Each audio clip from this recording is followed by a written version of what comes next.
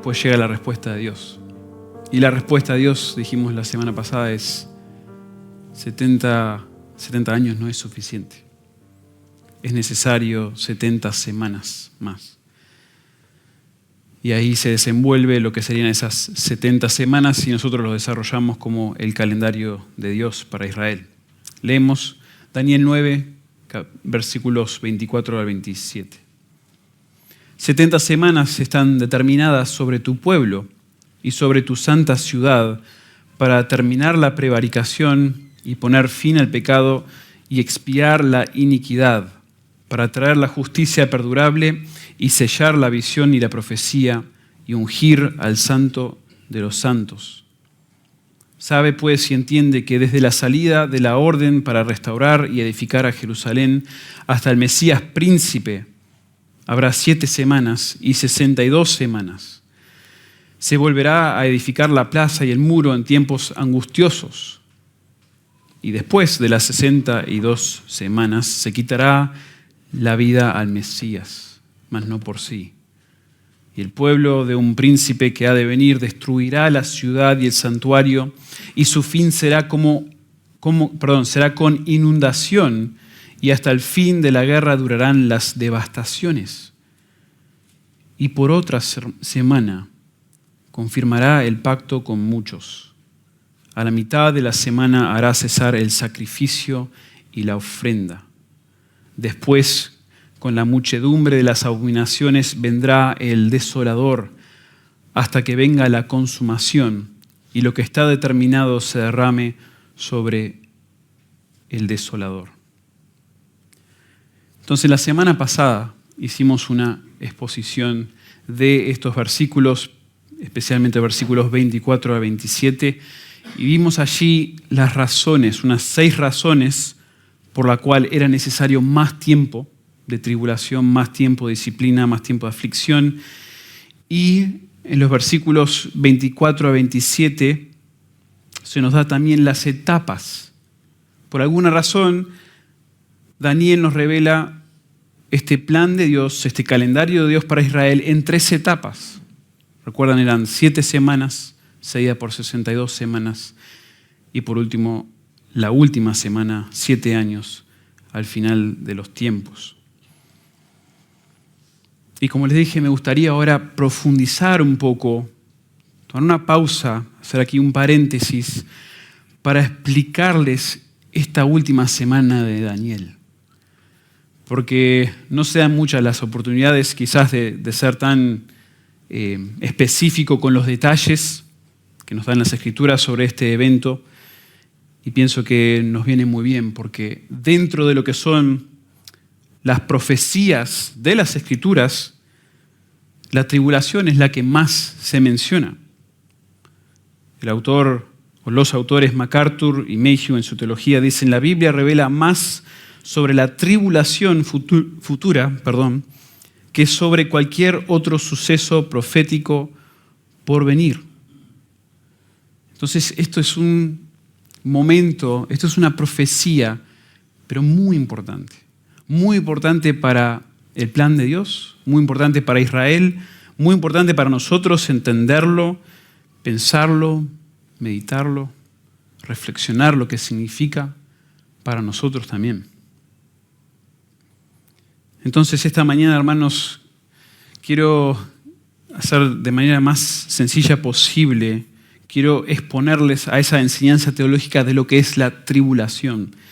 Y lo quiero hacer por medio de responder a 5 preguntas básicas que nos van a ayudar a nosotros a abarcar todo este contenido. Muchas veces, cuando hablo con mi hijo o mi hija y le intento explicar un concepto o le explico cómo investigar un concepto, me gusta ayudarle a pensar sobre lo que está estudiando en varias preguntas básicas. ¿Qué es lo que estás estudiando? ¿Sí? Y otras preguntas como ¿cuándo? ¿Quiénes? ¿Cómo?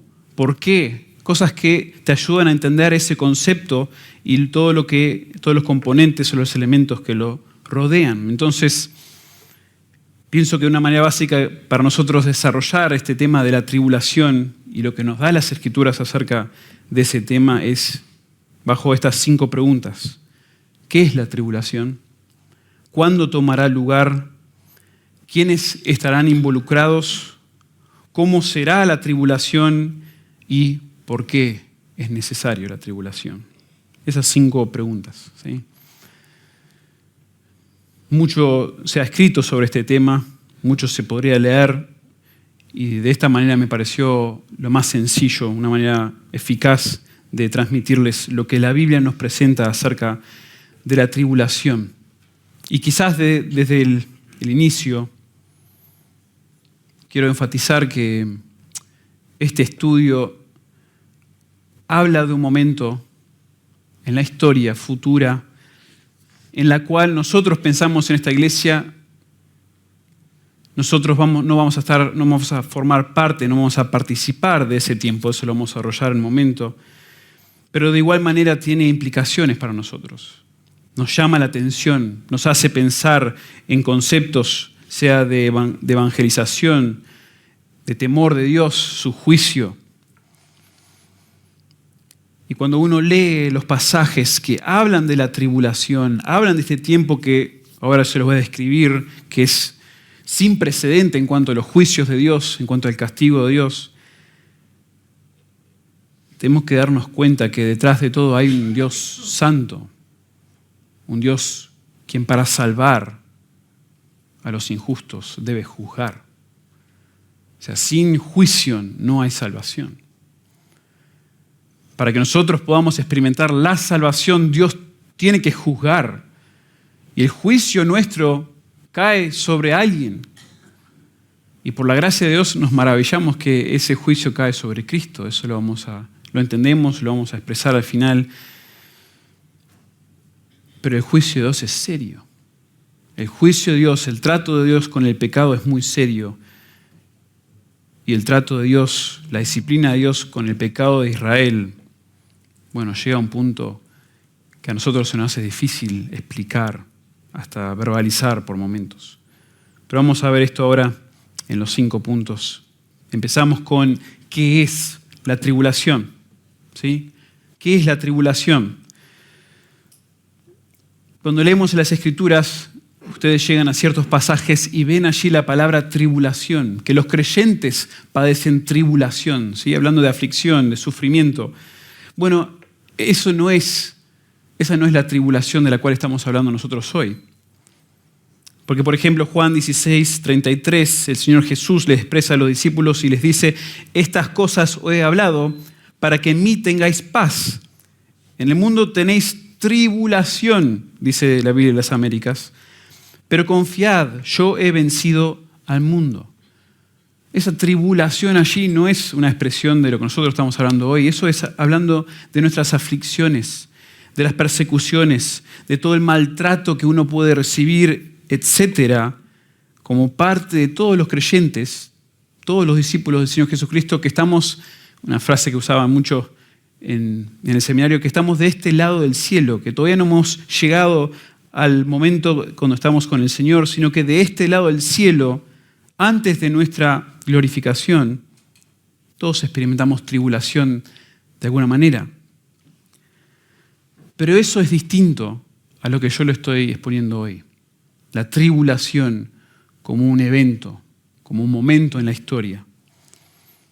Un autor que en su definición de lo que es la tribulación expresa claramente su postura de varios otros conceptos relacionados. Él dice: la tribulación es un periodo de 7 años que comienza poco después del rapto, cuando el juicio se impone sobre el mundo en general por su pecaminosidad de épocas pasadas, y cuando la nación de Israel es llevada a través de un tremendo sufrimiento, y me encantó esta frase, a una actitud receptiva hacia Cristo como su Mesías libertador.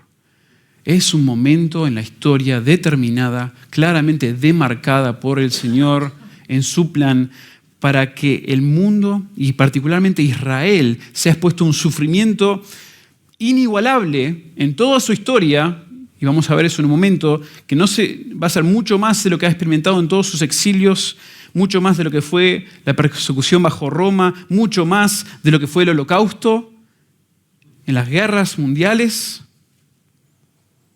mucho peor. Pero todo para llegar a este punto donde Israel tenga una actitud receptiva finalmente hacia su Mesías. Entonces la tribulación, hermanos, es un periodo futuro de sufrimiento que cumple con un propósito especial en el plan de Dios para Israel y el mundo. A eso nos estamos refiriendo cuando hablamos de tribulación, la tribulación como evento futuro. Y solo a modo de mención, la mayoría de las veces que ustedes encuentran esa palabra tribulación en la Biblia, no la usa la Biblia como un término teológico, ¿sí? O sea, se describe a veces ese tiempo de la tribulación como la gran tribulación, por ejemplo en Mateo 24, 21, Apocalipsis 7, 14. Pero no es un término técnico en la Biblia misma. Entonces, cuidado ahí a la Biblia de leer y decir, tribulación, bueno, acá está hablando de ese momento. No es necesariamente así. No es como a veces encontramos en la Biblia el día del Señor. A veces el día del Señor sí se trata un poco más como un término técnico, hablando de ese momento, de los eventos futuros. Pero otras menciones, otras palabras que se usa para describir ese tiempo de la tribulación son menciones como, o frases como la ira venidera. Quizás han escuchado hablar. 1 Tesalonicenses 1:10. O la hora de la prueba en Apocalipsis 3:10. Veremos ese pasaje más adelante. O quizás de manera más general, la tribulación es paralelo a lo que hablamos y lo que hemos visto también por medio de las enseñanzas de Alejandro en los profetas menores, el día del Señor es otro término. El día del Señor, pauso acá un momentito solo para marcar ese paralelismo, el día del Señor se utiliza en el Antiguo Testamento para predecir varios momentos donde Dios interviene para traer juicios sobre Israel y sobre las naciones. Y muchas veces el día del Señor tiene cumplimientos en la historia bíblica, después de que son dadas, pero muchas otras se adelantan a ese tiempo futuro de juicio sin precedentes sobre la tierra en los últimos días. Y muchas veces, hermanos, el día del Señor se refiere justamente a esta última semana de Daniel, la 70ª semana de Daniel, donde Cristo, donde Dios va a juzgar la tierra e inmediatamente el Señor Jesús viene a la tierra para juzgar a las naciones y establecer su reino. ¿Y todo para qué? Como nos dice en Daniel, todo para finalmente restaurar a Israel. Todo para finalmente restaurar a Israel. Eso es algo que se promete también bajo el nuevo pacto a Israel. Y finalmente, solo para introducir y decir qué es esto de la tribulación, bueno, vemos tercero que las profecías bíblicas describen la tribulación como un tiempo futuro de sufrimiento y de destreza sin precedente. O sea que la calamidad sobre la tierra será algo que nunca más será igualado. Nunca fue tan terrible y nunca será. Y para darle un tono a lo que las Escrituras, o cómo las Escrituras describen este momento, la tribulación, déjenme leerles varios pasajes, solo unos versículos. Miren cómo lo escribe Jeremías 37. Ah, cuán grande es aquel día, tanto que no hay otro semejante a él. Tiempo de angustia para Jacob. Daniel 12:1, tiempo de angustia, cual nunca fue desde que hubo gente hasta entonces. Joel 2:2, semejante a él no lo hubo jamás, ni después de él lo habrá en años de muchas generaciones. Una y otra mención, como este momento no habrá jamás. Y no es solo algo del Antiguo Testamento, Mateo 24, 21, el Señor Jesús, Él apuntando no a su tiempo, no a su generación inmediata en el desarrollo, en el cumplimiento de todo lo que Él está describiendo, sino hacia el futuro. Él dice, habrá entonces gran tribulación, cual no lo ha habido desde el principio del mundo hasta ahora y ni la habrá. Tremendo, tremendo este momento en la historia del mundo. Algo que se nos hace difícil imaginar después de nosotros haber vivido quizás varias décadas, después de haber hablado con varias generaciones, leído la historia de siglos, pensar que llega un momento así. ¿Qué es la tribulación? En resumen, es un periodo de 7 años de sufrimiento y de juicio sin precedente que Dios ha incluido en su plan futuro para Israel y para el mundo.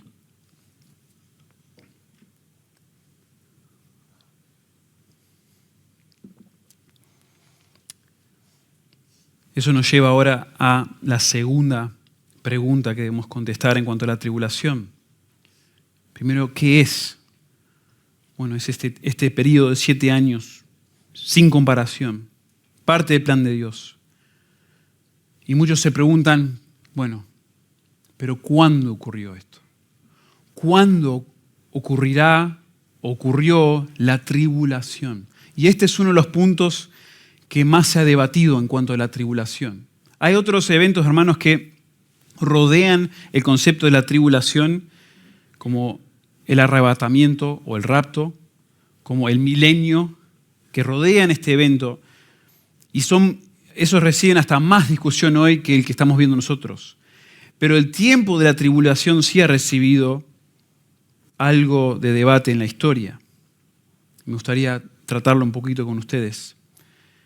Y siempre me gusta basarme en un texto, y como nuestro texto base hoy es Daniel 9, versículo 27, quiero empezar por allí. Daniel 9, 27. Y les recuerdo brevemente que nosotros vimos que Daniel está preocupado o está intencionalmente comunicando al pueblo algo en cuanto a la cronología de los eventos. No hay un énfasis, yo le mencioné, cuando nosotros vemos los diferentes capítulos 7, 8, 9, 10, 11, 12 de Daniel, de alguna manera varios de ellos hablan de este evento, hablan del tiempo de la tribulación, pero Daniel 9 tiene un enfoque cronológico, tiene un enfoque en decir, estos son los sucesos, así va a ser. Y nos sorprendió hace 2 semanas cuando estuvimos en este texto, nos sorprendió que aún desde el tiempo que Daniel escribe, más de 400 años antes de la llegada del Mesías, se nos describe a nosotros la sucesión de eventos con tanto detalle y con tanta precisión. Fue increíble observar lo de los 7 semanas, cómo después de esos primeros 49 años ocurre la destrucción de la ciudad, del templo. Y después de 62 semanas, 483 años más, llega el Mesías, en la entrada triunfal probablemente del Señor Jesús, presentándose allí como el Rey. Pero inmediatamente después de esas 62 semanas, el Mesías es cortado, dice el original. Es cortado. Se le quita la vida. Y un pueblo de un príncipe, dice el versículo 26, destruye la ciudad y destruye el santuario. Algo que se cumple no inmediatamente después que muere el Mesías, sino en el año 70 después de Cristo. Impresionante. Todo lo que se viene cumpliendo según lo que profetizó Daniel. Y luego de esa progresión que vemos, se nos introduce a esta 70ª semana, esta última semana. Y noten allí que se nos da cierta progresión. La última semana, la gran tribulación comienza con el príncipe confirmando un pacto. Luego la mitad de la semana dice, se deroga ese pacto y se frena el sacrificio y la ofrenda. y a partir de ese momento habrá algún tipo de abominación en Jerusalén de parte del desolador. ¿Sí? Estos son los eventos que se nos dan en el versículo 27. Y luego la semana culminará con la consumación o destrucción del desolador. Esto es lo que nos dice Daniel. ¿Sí? Estoy sencillamente queriendo decir, esto es el progreso, la sucesión de eventos.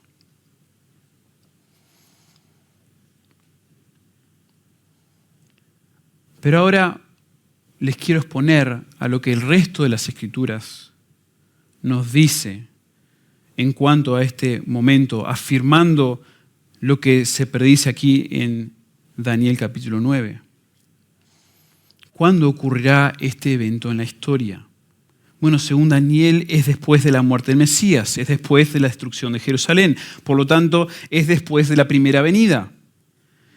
Y el resto de las Escrituras confirman este calendario de Daniel. Pero además aclaran que la tribulación también tomará lugar antes de la segunda venida del Mesías. Y aquí, hermanos, solo le freno para darle una perspectiva, quiero ser humilde al decir que es complicado, complejo ir a las profecías del Antiguo Testamento o del Nuevo Testamento, como vamos a ver aquí en el discurso de Cristo en el Monte de Olivos. Es difícil saber exactamente cuál es el suceso y cuánto tiempo hay entre eventos, porque como varios teólogos han descrito, a veces la profecía es como mirar, uno lee profecía y es como mirar al horizonte y ver las montañas, ver la línea de las montañas, y al verlo en el horizonte uno ve las montañas y las ve juntas, como si si vemos tres montañas, digamos picos de las montañas, como que las tres parecen estar juntas. Pero cuando yo me acerco a ese horizonte y me acerco a las montañas, me doy cuenta que el primer pico estaba a kilómetros y kilómetros y kilómetros del segundo pico. Y el tercer pico, bueno, aún más. Porque muchas veces, como hay varios ejemplos en las Escrituras, se nos dan profecías, pero el cumplimiento de esas profecías no son una detrás del otro. En algún momento, si quieren estudiar esto, comprobarlo, vayan, por ejemplo, a Isaías 61. Isaías 61 es un ejemplo quizás de lo más claro en cuanto a esto, donde se predicen la primera venida y la segunda venida, todo en un mismo contexto. Pareciera, según lo que dice Isaías, que la primera y segunda venida de los sucesos ocurren todo a la misma vez. Pero después el Señor Jesús mismo, en Lucas capítulo 4, explica Isaías 61 y solo habla de que se cumplió la primera parte en su primera venida y lo demás se cumplirá cuando vuelva. No es algo raro esto de decir, bueno, hay paréntesis, hay brechas entre los cumplimientos de lo que Dios nos viene diciendo en las profecías. Eso a modo de ilustrar lo complejo que puede ser. Y uno de los lugares donde se nos presenta cierta complejidad para interpretar este evento de la tribulación es en los discursos del sermón del Monte de los Olivos, ¿sí? Y hay 3 pasajes donde vemos ese discurso. 3 pasajes. Mateo 24 y 25, Marcos capítulo 13 y Lucas capítulo 21. Noten lo importante que es este discurso en el plan de Dios, en la revelación de Dios. Los 3 evangelios lo incluyen, ¿sí? El de Mateo, y el de Marcos, bueno, tienen su énfasis. Y debido a su énfasis, yo diría que a nivel de intentar evaluarlo cronológicamente son más difíciles que el último, que el de Lucas. Ya hemos escuchado sermones acerca de Lucas y el estilo de Lucas y la manera que estructura Lucas. Bueno, se considera que dentro de los 3 discursos, Lucas es el que da más detalle cronológico, más usa y se aferra a esos detalles que nos hacen entender esto ocurre después de esto, y luego viene aquello, y luego esto. Entonces, en un momento me gustaría solo tocar algunos detalles de Lucas 21. Pero antes de hacer eso, déjenme decirles en cuanto al discurso del Monte de los Olivos. Hay diferentes maneras que se ha interpretado cuando se cumple todo lo que el Señor Jesús profetizó o mencionó en estos capítulos. O sea, si los sucesos que menciona el Señor Jesús en esos capítulos están por ocurrir en esa generación, ocurrirían en la generación de los discípulos o ocurrían en el futuro. Y para ser breve en cuanto a las posturas, hay dos posturas principales extremas y la mayoría de los teólogos o estudiosos de hoy se encuentran en algún lugar en el medio. Un extremo es el extremo que se llama preterista, ¿sí? Los preteristas son aquellos que creen que todo fue cumplido en esa primera generación, en ese primer siglo, que desde el momento que Jesús muere, su vida, su muerte, su resurrección, ahí, antes de y llevando hasta el momento de la destrucción de Jerusalén en el año 70, ahí ocurre todo lo que Jesús profetizó. Todo. Todos los terremotos, todas las destrezas, las guerras, la oscuridad, el sol, todos esos señales ocurren en ese primer siglo. Ese es un extremo, que todo ocurre en el primer siglo. Y el otro extremo es el extremo futurista, que todo lo que Jesús escribe ocurre en el futuro, en los últimos días, en el momento escatológico, ¿sí? La mayoría, como les mencioné, se sitúan en algún punto intermedio, viendo algunos aspectos cumplidos en el pasado, o sea, en ese primer siglo, y otros cumplidos en el futuro.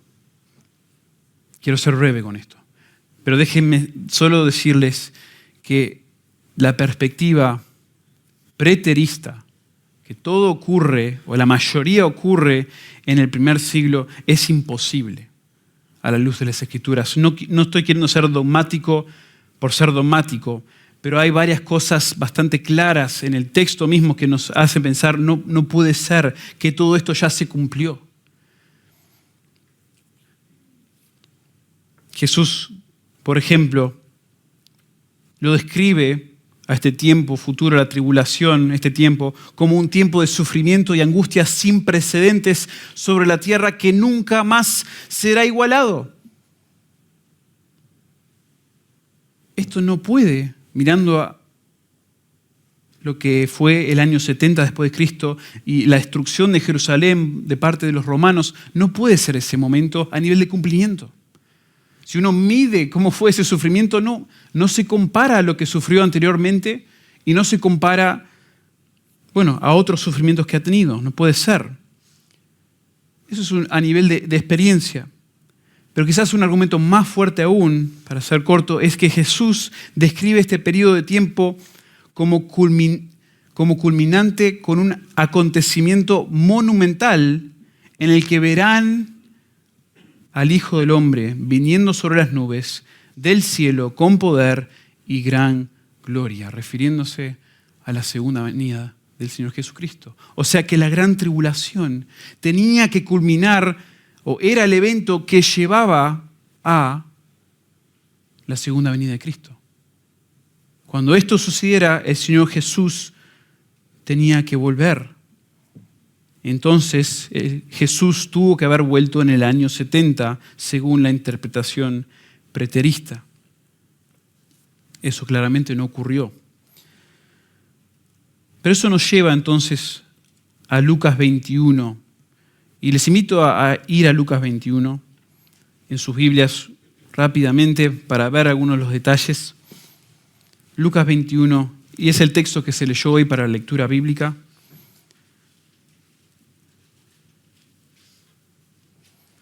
Como les mencioné, Lucas da el discurso de los olivos que contiene más marcadores cronológicos por lo tanto hay más consenso en cuanto a lo que él describe. Y el relato de Lucas comienza similar a los otros dos, donde los discípulos le preguntan a Jesús: Maestro, ¿cuándo será esto? Y en otros evangelios lo detalla un poco más, que esto se refiere a la destrucción del templo, la venida del Señor, el fin del siglo. ¿Cuándo será todo esto? ¿Y qué señal habrá cuando estas cosas estén por suceder? Claro, y los discípulos en su mente creían que todos estos componentes, la destrucción del templo, la señal de su venida, el fin de la era, todos tendrían lugar al mismo tiempo. Sin embargo, iba a haber una brecha significativa que separaría la destrucción de Jerusalén y el regreso de Cristo al final de la era. Entonces, el siguiente resumen del texto de Lucas nos demuestra que la tribulación en sí ocurre al final de esta era de la iglesia, el tiempo de los gentiles, y precederá la segunda venida de Cristo. Y yo solo le quiero resaltar algunos detalles, hermanos. Fíjense, en los versículos 8 al 11, por ejemplo, muchos creen que se escribe en esa sección el final del tiempo presente, el nuestro de la iglesia, o la primera mitad de la tribulación. Ahí hay un poquito de debate, pero noten ahí la descripción de falsos cristos, de guerras, de sediciones, nación contra nación, terremotos, hambres, pestilencias, terror y grandes señales del cielo. Aún los futuristas, los que piensan que la mayoría de las cosas ocurren en el futuro, debaten esta sección. Pero a partir de ese momento la mayoría concuerda. Por ejemplo, capítulo 21, versículos 12 al 19, esa sección describe los años 33 al 70 después de Cristo, o sea, entre la muerte y la destrucción de Jerusalén. Dice el texto: pero antes, y empieza a enumerar, habrá persecución por causa del nombre de Cristo. Debían dar testimonio ellos, porque serán entregados por su familia. Habrá muertes y aborrecimiento, pero ni un cabello perecerá. Con paciencia ganaréis vuestras almas. Eso es algo muy particular para la iglesia de ese tiempo. Porque lo que sigue en el texto, según nos dice Lucas, es la destrucción de Jerusalén. Noten el versículo 20, donde Jerusalén es rodeada de ejércitos y será destruida. Y allí les dice que huyan a los montes, que vendrán los días de retribución, y ay de las embarazadas, y en la muerte y el cautiverio. Y la clave para nosotros poder meter la tribulación o entender dónde ocurre la tribulación es lo que dice aquí en el versículo 24, que Jerusalén será hollada por gentiles hasta que el tiempo de los gentiles se cumplan. Hasta que los tiempos de los gentiles se cumplan. Este tiempo de los gentiles tiene que ver con la generación nuestra, con la época, la era nuestra de la iglesia.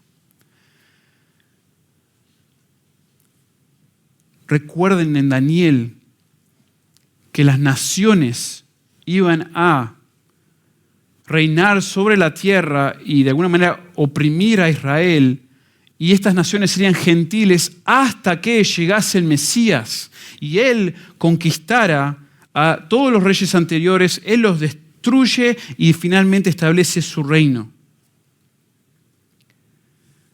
Y el Señor Jesús mismo dijo que habrán todas estas cosas después de la destrucción de Jerusalén, o sea, no en su tiempo, sino después de la destrucción de Jerusalén. Jerusalén va a ser hollada por los gentiles hasta que el tiempo de los gentiles se cumpla.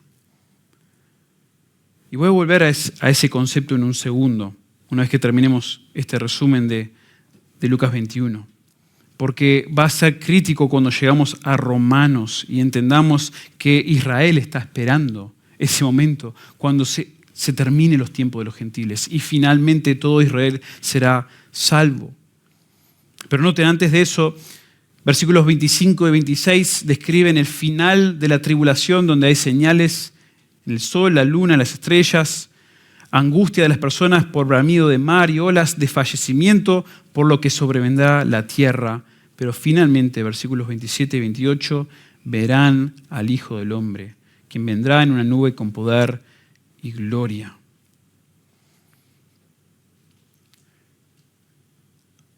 Vuelo de pájaro ahí. Disculpen esa rapidez, pero queriendo ser corto con eso, les resumo entonces que a partir de la destrucción de Jerusalén comienza el tiempo de los gentiles, el presente, que no culminará hasta que inicie la tribulación. Y una vez completada esa última semana de Daniel, Israel, su pueblo y su ciudad, será restaurada como fue prometido y profetizado. Y les leo Romanos 11:25. Ha acontecido a Israel endurecimiento en parte. Sepan esto. Creyentes en Roma, creyentes en general, sepan, ha acontecido a Israel endurecimiento en parte, por un tiempo, hasta que haya entrado la plenitud de los gentiles. Y luego todo Israel será salvo. Va a pasar por un tiempo de sufrimiento. Y va a llegar ese sufrimiento a un punto de tribulación, como lo describe Lucas, como escribe Jesús en Lucas y también en Mateo y en Marcos. Momento de tribulación tremendo. Y al final de todo eso, cuando ya se cumpla el tiempo de los gentiles, Israel será salvo. Entonces, ¿cuándo toma lugar la tribulación? Bueno, es un momento indefinido en cierta instancia, porque nosotros no conocemos, no podemos ir con detalle cuándo se vienen esos eventos del final, pero claramente será después de la primera venida del Mesías, después de la destrucción de Jerusalén, cuando concluya el tiempo de los gentiles y antes de la segunda venida del Señor Jesucristo. Si yo lo fuera a poner aquí en una pizarra o algo, sería más fácil marcarlo, pero la idea es que va a ser después de nuestra época, ahora de la iglesia. Habrá un momento donde, como mencionó Alejandro, nosotros pensamos que no estará la iglesia, ¿sí?, por medio de un arrebatamiento, y luego comenzará esos años de tribulación, que lo detalla con números, no solamente Daniel, sino que lo detallan también otros pasajes. Se detalla en los evangelios, se detalla en Apocalipsis, con diferentes números, todo apuntando a un número similar, para decir esto tendrá que ocurrir antes de que venga el Señor y restaure a Israel. ¿Qué es la tribulación? ¿Cuándo tomará lugar? Ahora, ¿quiénes estarán involucrados en la tribulación? Y yo, estudiando este tema, veo que primordialmente se puede dividir a los personajes, digamos, a las figuras, en los antagonistas y los protagonistas. ¿Sí? Los antagonistas y los protagonistas. Y me parece útil entender, al leer el papel y el rol de estos antagonistas que se mencionan en las Escrituras, importante entender que parte del diseño de Dios en utilizar estos antagonistas es dar y que haya un sufrimiento sin precedente, y por lo tanto es lógico que a Satanás se le dé una rienda suelta para obrar sus maldades. Porque vamos a ver que tanto, como mencionaré ahora un momento, el anticristo, como el falso profeta y otros, van a manifestar un poder y un nivel de persuasión y de autoridad que no parece ser lógico para la época en que vivimos nosotros hoy. Porque hoy en día miramos las noticias y vemos a un presidente, a un líder que se jacta, que se burla, que es soberbio, que mata a otros, que es un tirano, un dictador. Hoy no se le respeta. Hoy se le cancela, entre comillas. Se dice que este no lo debe seguir nadie, ¿sí? Y al ver las descripciones de lo que está ocurriendo en estos tiempos futuros, uno dice, ¿cómo puede ser esto literal? ¿Cómo puede ser algo que realmente ocurra cuando hoy no sobrevive nadie así? O sea, no lo van a seguir de la manera que describe el texto. Pero recordemos que Satanás es el padre del engaño, de la mentira. Es poderoso. Tiene capacidad de engañar, de persuadir, de mentir. Y eso se va a dar rienda suelta en este momento de la gran tribulación o de la tribulación. No olvidemos que el poder detrás de estos personajes, estos hombres, viene de ese gran engañador, del príncipe del reino de las tinieblas. Y eso nos lleva a considerar el primero, quien es el anticristo. El anticristo, y mirando primeramente nuestro texto de Daniel, volviendo a Daniel capítulo 9, versículo 27, creo que es necesario, ya que estamos en este pasaje, de aclarar que el príncipe allí, al final del versículo 26, y después que se menciona en el versículo 27, es alguien distinto al Mesías. Lo menciono porque es una cuestión de interpretación allí. Muchos ven allí la mención de príncipe, porque se menciona al Mesías como el príncipe, ¿sí? El versículo 25 dice, pues, sabe pues y entiende que desde la salida de la orden para restaurar y edificar a Jerusalén hasta el Mesías príncipe habrá 7 semanas y 62 semanas. Se volverá a edificar la plaza y el muro en tiempos angustiosos. Y después de las 62 semanas se quitará la vida al Mesías, mas no por sí.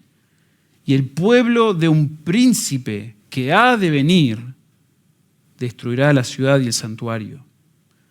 Algunos que hacen exégesis de este pasaje y notan la repetición de los términos, dicen, este príncipe tiene que ser el Mesías mismo.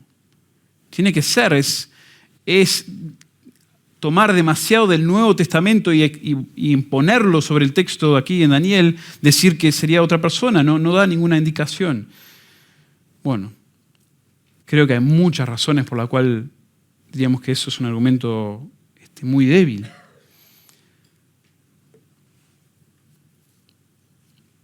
Hay varias razones y una de ellas, por ejemplo, es que parece ser natural en el contexto del pasaje entender que el autor está describiendo a otra persona ya que el Mesías fue cortado, ya ha muerto el Mesías. Sería natural continuar y decir, bueno, Mesías príncipe sí apareció pero fue cortado, ahora está hablando de otro. Otro detalle es que este segundo príncipe surge de la gente o de las personas que destruyeron Jerusalén, lo cual no es cierto de Jesús o del Mesías. El Mesías nunca hizo un pacto de 7 años con grupo alguno. Esto no fue cierto de Jesús. Tampoco frenó los sacrificios del templo, ni practicó alguna abominación dentro del templo. O sea, si empezamos a mirar los pasajes de cumplimiento, no hay evidencia que Jesús haya hecho alguna de estas cosas. Pero si no queremos ir al Nuevo Testamento y ver cumplimiento, ya con ver Daniel 8, Daniel 7, vemos que se repite este tipo de patrón en esos capítulos. En Daniel 8, el que frena los sacrificios es una figura malvada y un enemigo de Israel. En Daniel 7, un cuerno malvado, describe Daniel, aparece después de la aparición de aquel como hijo de hombre. O sea, primero aparece aquel como hijo de hombre y él es digno de reinar, y luego aparece el cuerno.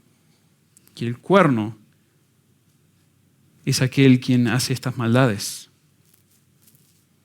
Y volviendo al Nuevo Testamento, 2 Tesalonicenses 2, describe a la persona que profana el templo, que se menciona aquí en el versículo 27 de Daniel 9, como el hombre de pecado. No está hablando de Jesús, no está hablando de Cristo. Y Juan mismo habla de una bestia satánica que posee autoridad sobre la tierra por 3 años y medio, por mitad de la semana. Mucha evidencia que nos hace entender que aquí se está hablando de un anticristo, de un enemigo, una persona malvada. Y esa descripción, o ese término anticristo, surge en realidad de 1 Juan 2:18, algo que ya vimos, que nos ha enseñado Tony aquí desde este púlpito, donde dice: hijitos, ya es el último tiempo y según vosotros oísteis que el anticristo viene. Si ahora han surgido muchos anticristos, por esto conocemos que es el último tiempo. Bueno, ahí surge esa frase anticristo y es la única vez que se usa en todas las escrituras. Pero ¿quién es este personaje? ¿Quién es el anticristo? Bueno, él es la encarnación del mal. Es el representante de Satanás.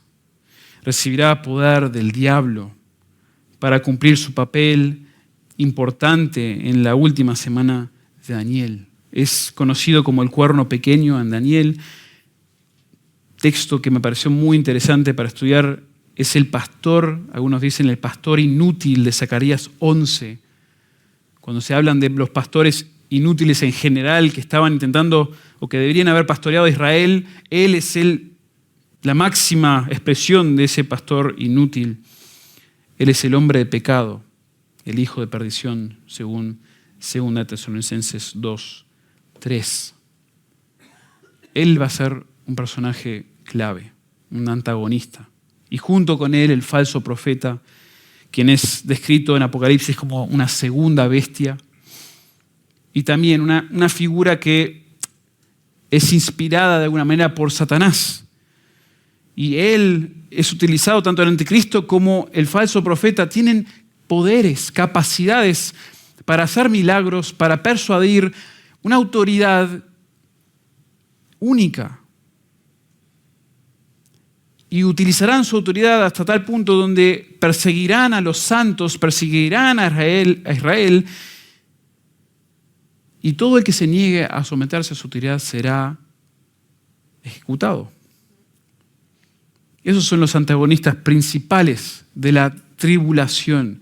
Personajes que nuevamente, pensando en lo que venimos viendo en Daniel, son peores que las bestias feroces, temibles, terribles que nos viene revelando Daniel uno tras otro, los reyes malvados de la tierra. Este va a ser el peor.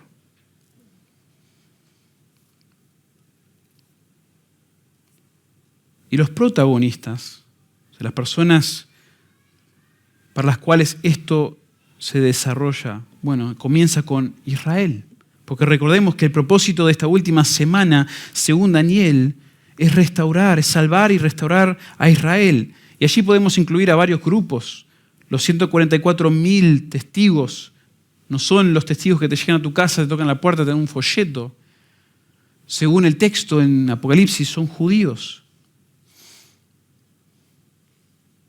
Y algo que me parece fascinante pero triste a la vez, cuando pensamos en los israelitas que van a ser salvos y restaurados por medio de la prueba de la tribulación, es que en realidad no es que todos esos israelitas que están experimentando la tribulación van a ser salvos, porque solo 1/3 de los judíos van a sobrevivir esa etapa. Zacarías 13, 8 y 9 dice: y acontecerá en toda la tierra, dice Jehová, que las dos terceras partes serán cortadas en ella y se perderán, mas la tercera quedará en ella. Y meteré en el fuego a la tercera parte y los fundiré como se funde la plata y los probaré como se prueba el oro. Él invocará mi nombre y yo lo oiré y diré: pueblo mío, y él dirá: Jehová es mi Dios. Solo un porcentaje de Israel va a sobrevivir esa tribulación, y ese porcentaje, ese remanente, sí será salvo. Todos los judíos rebeldes van a morir durante ese tiempo, pero todos los judíos que pasen por esa tribulación y se arrepientan ante el Señor, ellos sí entrarán y serán salvos. Ahí venimos de nuevo al texto de Romanos 11. Israel ha acontecido endurecimiento en parte hasta que haya entrado la plenitud de los gentiles y luego Todo Israel será salvo, como está escrito, vendrá de Sión el libertador que apartará de Jacob la impiedad. Israel es su protagonista. Los 144.000 testigos, los 2 testigos, no voy a desarrollar demasiado sobre estas personas, pero quien Dios usa en ese tiempo oscuro de tribulación para ser testimonio, para ser testigos y que se expanda el evangelio aún en ese momento tan difícil. Pero notamos que hay alguien que no es o hay un grupo de personas que no son protagonistas, según lo que nosotros entendemos de las Escrituras durante este tiempo de la tribulación. Y eso es la iglesia.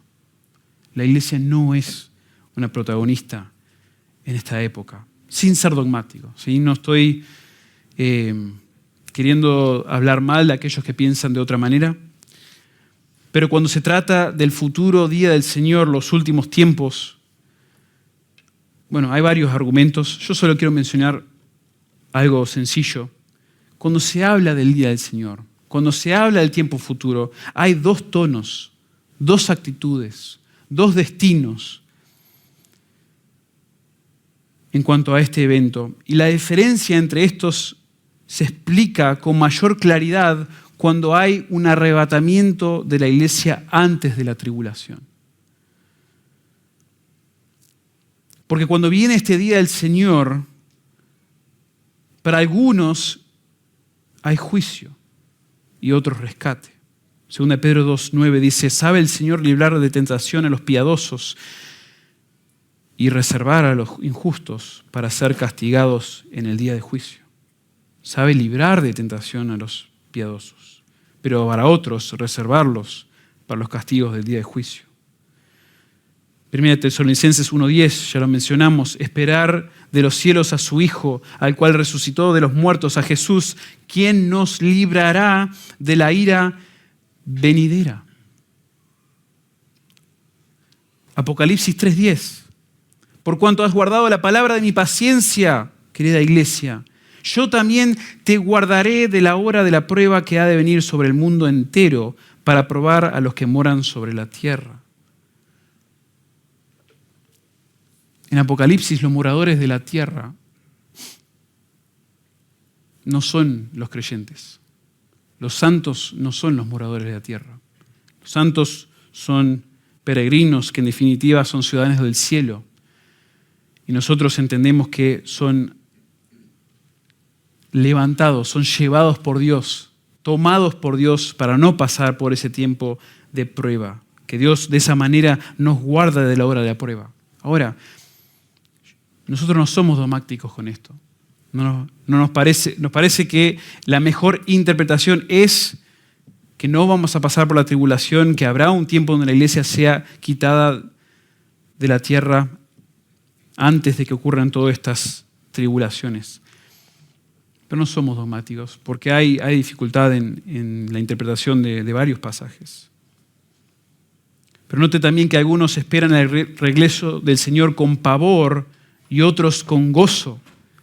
Por momentos leo esos textos del discurso del Monte de los Olivos y digo, qué horrible será experimentar eso. Cuando habla de que vienen los enemigos del pueblo, los enemigos de Dios, y entran a la ciudad y violan a las mujeres y toman a los niños y estallan los chicos contra las paredes. Lucas 12:39, pero sabed esto, que si supiese el padre de familia a qué hora el ladrón había de venir, velaría ciertamente y no dejaría minar su casa. Vosotros pues también estad preparados, porque la hora que no penséis el Hijo del Hombre vendrá. Esa es la perspectiva para todos aquellos que no están preparados, que no son sus hijos, estén listos. Viene el día del Señor. Y las palabras de Jesús para los discípulos, para los santos, en vista a la venida del Señor es, no se turbe vuestro corazón. Juan 14. Creéis en Dios, creed también en mí. En la casa de mi Padre muchas moradas hay. Si así no fuera, yo os lo hubiera dicho, pues voy a preparar lugar para vosotros. Y si me fuere y os prepararé lugar, vendré otra vez y os tomaré a mí mismo, para que donde yo estoy, vosotros también estéis. Un tono, un mensaje muy distinto, muy distinto. Ahora, eso no estoy diciendo que este texto aquí es claramente una negación de que el creyente puede pasar por la tribulación y luego experimentar este gozo. Puede ser. Pero hay varios textos que nos vienen enfatizando que nos guarda de la prueba. Ni he mencionado 1 Tesalonicenses capítulo 4, donde se los llama a no desconsolarse por la muerte y por el día del Señor, no desconsolarse porque el Señor vendrá por su iglesia.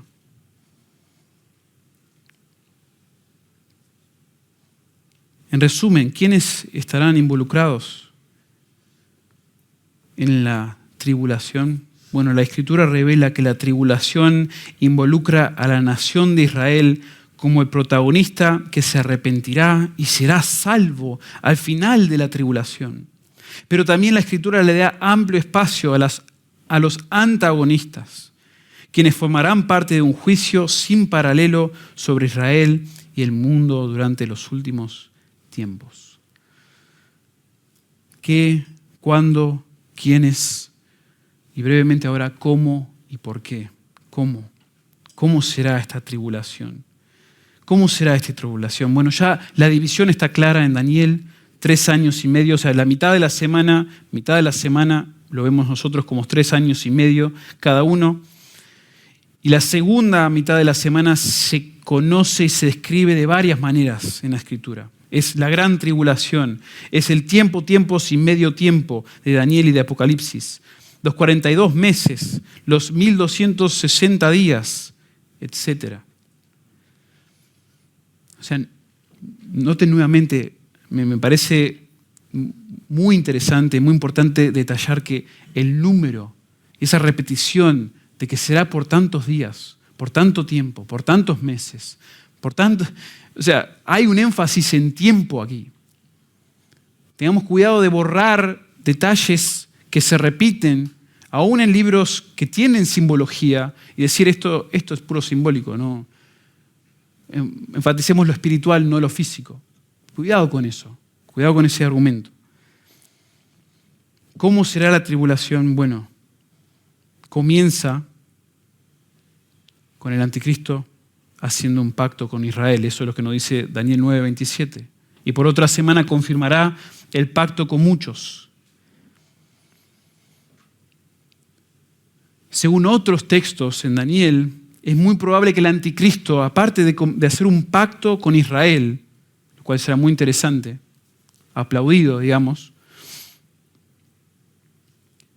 también va a formar parte de lo que algunos describen como una confederación de 10 poderes o 10 naciones, lo que nos describe Daniel 7:24. Y no conviene ser demasiado dogmático con los sucesos de esa primera mitad, porque no se nos dice demasiado, no se nos dan detalles explícitos, pero es muy posible que en esta primera mitad hayan estos falsos cristos, hambres, pestilencias, guerras, terremotos. Y también es posible, interpretan varios teólogos, especialmente futuristas, que los 7 sellos de Apocalipsis ocurran durante esa primera mitad de la tribulación. ¿Sí? Porque también repiten mucho de esto que se menciona en Lucas y en los discursos en el Monte de los Olivos. Entonces, ¿cómo es la tribulación? ¿Cómo comenzará? Bueno, el anticristo va a hacer un pacto con Israel. Comenzará a haber algunos juicios, algunos sucesos que serán de preocupación. Pero a la mitad de la semana, el panorama de Israel y del mundo en general se vuelve más oscuro y más calamitoso que nunca. Los peores juicios de Apocalipsis 6 al 18 ocurren en esta segunda mitad de la tribulación. Podríamos empezar a detallarlos y yo creo que sería muy... nos impactaría mucho empezar a leer Y yo, por un lado, hasta dudé si incluirlo en el sermón, porque a veces hablar de eventos futuros y de juicios futuros es como que no entra en nuestra manera de pensar. Pero comenzar a leer eso, bueno, nos debe de ya llevar a reflexionar de que eso no va a ser mucho más que unas plagas de langostas o de piojos. Cosas tremendas que vemos en Éxodo, obviamente. Las plagas del Éxodo para liberar a Israel fueron increíbles, ¿sí? Pero los juicios que vienen sobre Israel, capítulos 6 al 18, y mencionados también en el discurso en el Monte de los Olivos, hacen parecer que lo de Éxodo fue como un partido de baby fútbol comparado con la Champions. O sea, nada. Varias veces en Apocalipsis se menciona lo duro, lo fuerte que van a ser estos juicios. Y les menciono solo un ejemplo, Apocalipsis 9:6. En un momento es como que frena la descripción y dice, y en aquellos días los hombres buscarán la muerte, pero no la hallarán. Y ansiarán morir, pero la muerte huirá de ellos. Y en otros textos le claman a los montes, por favor, que caigan sobre ellos porque no pueden más. El tormento, la tortura, demasiado. Y aparte de esos juicios, el príncipe malvado de Daniel, el anticristo, desatará toda su furia sobre Israel. Y como se menciona ese príncipe en Daniel, ahí es donde solo menciono esos textos. El anticristo quebrantará el pacto, derogará el sistema de adoración de los judíos. Luego engañará al mundo con falsas señales y prodigios. ¿Sí? Se menciona en 2 Tesalonicenses 2, 9 al 12. Incluso él va a aparentar haber resucitado de una herida mortal a manos de sus enemigos, haciendo que todos en la tierra se maravillan y le adoran. Imagínense. Apocalipsis 13:3 dice, vi una de sus cabezas como herida de muerte, pero su herida mortal fue sanada y se maravilló toda la tierra en pos de la bestia. Y adoraron al dragón que había dado autoridad a la bestia y adoraron a la bestia diciendo, ¿quién como la bestia? ¿Quién podrá luchar contra ella? Imagínense estar ahí. Los milagros, la resurrección, digamos, entre comillas, todo lo que está sucediendo en ese momento para llevar al mundo entero a la perdición y en contra de Israel. O sea, los juicios vienen siendo terribles para Israel en el exilio y en la destrucción de Jerusalén y en el holocausto, si queremos incluirlo. Los juicios vienen siendo terribles, pero esto va a ser como nunca antes. No solamente quebrantará ese pacto, derogará el sistema de adoración de los judíos, engañará al mundo entero, sino que también se exaltará a sí mismo. Fíjense al punto que llega, se exaltará a sí mismo contra todo lo que se llama Dios o es objeto de culto, tomando asiento en el templo y declarándose Dios. O sea, este hombre, este desgraciado, va a llegar al tal punto que no solamente lleva a todo el mundo en contra del pueblo de Dios, sino que se va a hacer hasta pasar por Dios. Esta abominación desoladora que se menciona en varios pasajes. Algunos miran a lo que hizo Antíoco Epífanes como una prefiguración donde él sacrifica un cerdo sobre el altar. Una cosa horrible para los judíos. Bueno, no nos detalla qué exactamente va a ser el anticristo en el futuro, en la tribulación, pero se define, digamos, en términos de que él se va a hacer pasar por Dios. Yo soy Dios. ¿Qué Dios de los judíos? Yo soy Dios. Y de esa manera se inaugurará su dominio total como dictador de todo el mundo durante esa segunda mitad de la tribulación. Y llegará a tal punto que blasfemará abiertamente contra Dios y perseguirá implacablemente a los santos, exigiendo la lealtad y la adoración de todos con la amenaza de muerte para los que se nieguen. Y les leo en Apocalipsis 13, 5 al 7. También se le dio boca que hablaba grandes cosas y blasfemias, y se le dio autoridad para actuar 42 meses. ¿Va notando esos detalles? Se le dio autoridad. ¿Quién? Dios está permitiendo esto. Por 42 meses, equivale a 3 años y medio. Y abrió su boca en blasfemias contra Dios para blasfemar de su nombre, de su tabernáculo y de los que moran en el cielo. Y se le permitió hacer guerra contra los santos y vencerlos. También se le dio autoridad sobre toda tribu, pueblo, lengua y nación.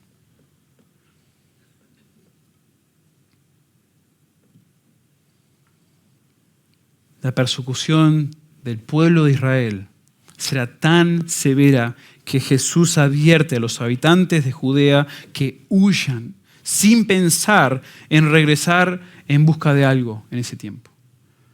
Cuando se acumule esta maldad, toda esta persuasión del anticristo, del falso profeta, sus obras, sus milagros, todas estas cosas se juntan en contra de Israel, al punto que va a llevar a una guerra contra Israel, que va a ser la destrucción final, digamos, de Israel, su pueblo, su templo. Ni se te ocurra volver. Huye, corre.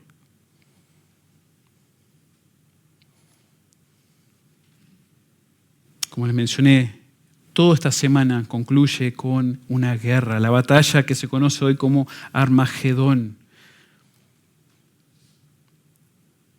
Después que el anticristo rompa el pacto con Israel, su persecución del pueblo escogido de Dios escalará en la segunda mitad de la tribulación, el cual concluirá con la batalla de Armagedón.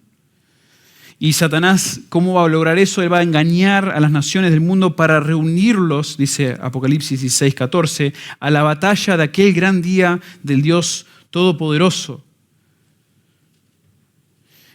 Y la batalla va a llegar a su clímax cuando los ejércitos se reúnan para atacar a Jerusalén, capturando la ciudad, saqueando las casas, violando a las mujeres y expulsando al exilio a la mitad del pueblo y finalmente masacrando a 2/3 de la población judía.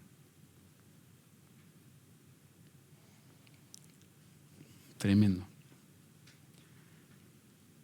Pero al final de todo eso, ahora sí, al final de esa última semana, el anticristo será derrotado por el Señor Jesucristo, cuando Él venga a establecer su reino sobre la tierra. Porque Él lo va a conquistar, lo va a derrotar y lo arrojará al lago de fuego donde Él será atormentado para siempre. Siempre, dice Apocalipsis 19, 20 y 21. ¿Cómo será la tribulación? Será un tiempo de juicio y de opresión singular, donde el pueblo judío y el mundo serán expuestos a calamidades y sufrimiento intenso que solo aumentará a medida que pasan los años de esa última semana. Todo finalmente culminará con Cristo, cuando venga a la tierra y derrote al anticristo una vez y para siempre. Ahora, respiremos. Qué tremendo. Qué tiempo que uno ni desea pensar, ni meditar, ni es difícil. Pero queda contestar el por qué. Y se los resumo. ¿Por qué habrá una tribulación? ¿Por qué debe pasar esto? Bueno, hay 2 razones principales, y ya las sabemos, ya se las mencioné, pero la primera es para salvar a Israel. Para salvar a Israel tiene que ocurrir todo esto para que esas 6 razones que yo les mencioné en el sermón pasado, del versículo 24, para terminar la prevaricación, la transgresión de Israel, poner el fin al pecado, expiar la iniquidad, traer justicia perdurable, sellar la visión y la profecía, ungir al templo, todo eso, para que todo eso ocurra, debe debe venir la tribulación. La tribulación es la herramienta final necesaria para que la disciplina de Dios finalmente lleve al pueblo judío y a las personas a quebrantarse ante Dios. Yo le vengo mencionando juicios antagonistas, uno tras otro, de manera más directa, ¿sí? Para describirles lo que es el tormento durante la tribulación, lo que será. Pero si leen Daniel van a notar que entrelazado entre los juicios también hay menciones que las personas siguen endurecidas, siguen rechazando, aún viendo todos esos milagros, aún viendo los juicios de Dios, experimentando cosas terribles, siguen endurecidos. Y tiene que llegar hasta este punto la disciplina de Dios para que sea salva Israel. Jeremías 37 dice, cuán grande es el día, tanto que no hay otro semejante a él. Tiempo de angustia para Jacob. Tremendo. Pero de ella será librado. Pero de ella será librado. Sí, tiempo de angustia para Jacob, pero será salvado de esa angustia finalmente. Será salvado por medio del Mesías. ¿Por qué habrá una tribulación? Para salvar a Israel y también para juzgar al mundo incrédulo. Para juzgar al mundo incrédulo. Isaías 24 habla de esto. He aquí que Jehová vacía la tierra y la desnuda y trastorna su faz y hace esparcir a sus moradores. Y la tierra se contaminó bajo sus moradores porque traspasaron las leyes, falsearon el derecho, quebrantaron el pacto sempiterno. Por esta causa la maldición consumió la tierra y sus moradores fueron asolados. Por esta causa fueron consumidos los habitantes de la tierra y disminuyeron los hombres. Por la transgresión, por el pecado. ¿Por qué? Porque Dios ha sido paciente. Es paciente y está siendo paciente, pero Dios debe juzgar. Va a llegar un momento donde Dios va a juzgar. Si Él es justo, Él debe juzgar. Volviendo una vez más a Apocalipsis 3:10, menciona esta segunda razón por qué la hora de prueba que ha de venir sobre el mundo entero para probar a los que moran sobre la tierra. La tribulación es un tiempo de intensa ira global de Dios sobre un mundo pecaminoso y rebelde.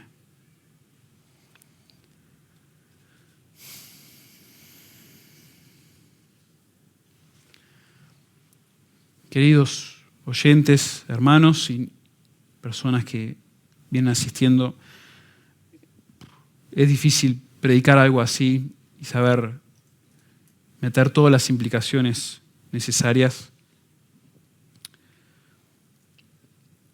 El juicio de la tribulación final es necesario. Quizás a nuestras mentes, que a veces trastorna un poquito, tienen ya una idea de quién es Dios y cómo debe comportarse Dios como misericordioso, bondadoso, no puede ser que también incluya como parte de este plan de Él todos estos juicios. Eso era el Dios del Antiguo Testamento, no el Dios que conocemos ahora. No. Eso es una mentira, una falsedad. Dios merece toda la gloria. Dios merece la obediencia, el honor. Y el pecado no puede acercarse a Dios ni el pecador.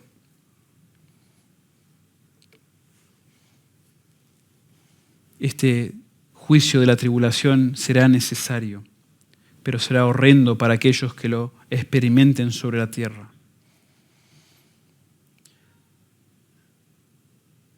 Yo doy gracias a Dios que no voy a estar pasando por eso. Y quizás algunos de ustedes dicen, bueno, yo quizás no pase por eso tampoco, aunque no sea un creyente hoy, aunque estoy ahí titubeando con el pecado, jugando un poquito acá y allá. El juicio final en la eternidad no es un alivio en comparación a esto para aquel que muere en sus pecados. No es un alivio. Esto suena horrible y será a nivel terrenal.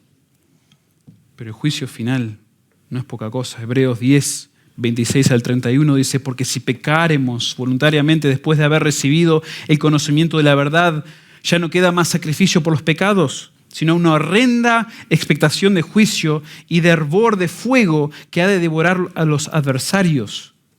El que viola la ley de Moisés por el testimonio de 2 o 3 testigos muere irremisiblemente. ¿Cuánto mayor castigo, dice el autor de Hebreos, pensáis que merecerá el que pisoteare al Hijo de Dios y tuviere por inmunda la sangre del pacto en la cual fue santificado e hiciere afrenta al Espíritu de gracia? Pues conocemos al que dijo, mía es la venganza, yo daré el pago, dice el Señor, y otra vez el Señor juzgará a su pueblo. Horrenda cosa es caer en manos del Dios vivo. El juicio final para aquellos que no conocen al Señor será horrenda cosa, y eso no es un intento mío de persuadirlos a ustedes con puro temor de que se arrepientan ahora y confesen fe en el Señor Jesucristo. No es mi intención.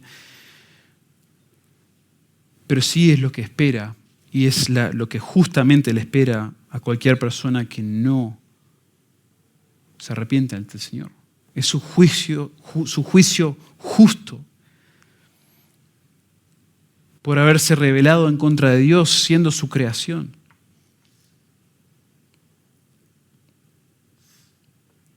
Eso es una manera de pensar en esto que hemos visto desde la perspectiva de aquellos que no son hijos de Dios. Pero cuánto mejor es ser hijo de Dios, discípulo de Cristo, y pensar y esperar la venida del Señor de esa manera en la que leímos en Juan 14, 1 al 3.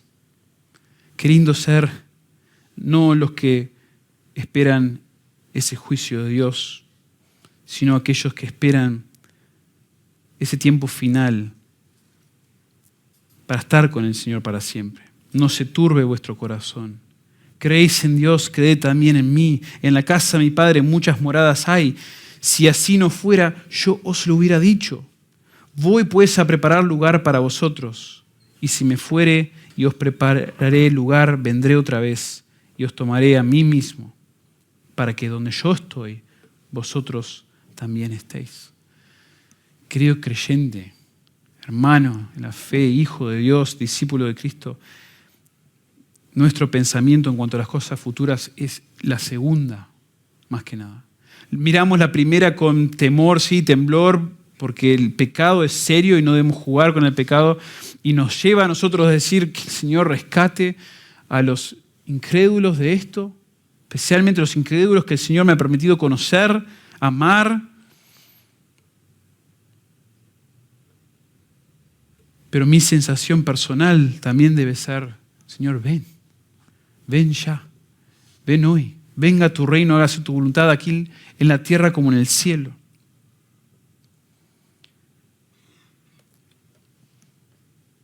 Solo podemos tener lo segundo, este gozo, esta esperanza, y no lo primero, no ese temor, ese temblor ante la venida del Señor, si abrazas y te aferras al perdón de Dios por medio de Cristo.